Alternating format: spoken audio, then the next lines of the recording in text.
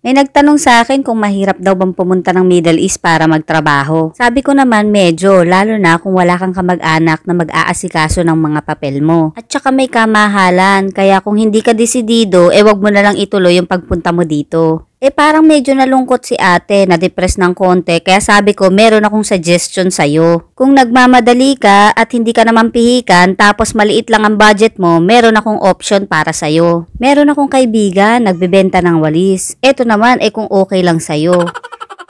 Sa ganitong paraan, mabilis kang makakaalis tapos wala pang taga-immigration na hahabol sa'yo. Kaya lang etong kaibigan ko may pagkabudol din kasi, nagmahal na raw lahat ng bilihin kaya pati walis nagmahal na. Kaya imbis na walis tingting yung sasakyan mo, walis tambo na lang.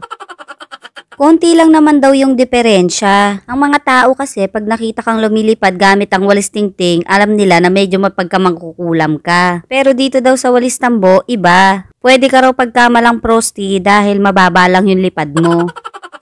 Sa sobrang baba daw, pwede ka pang sumabit sa poste ng Meralco.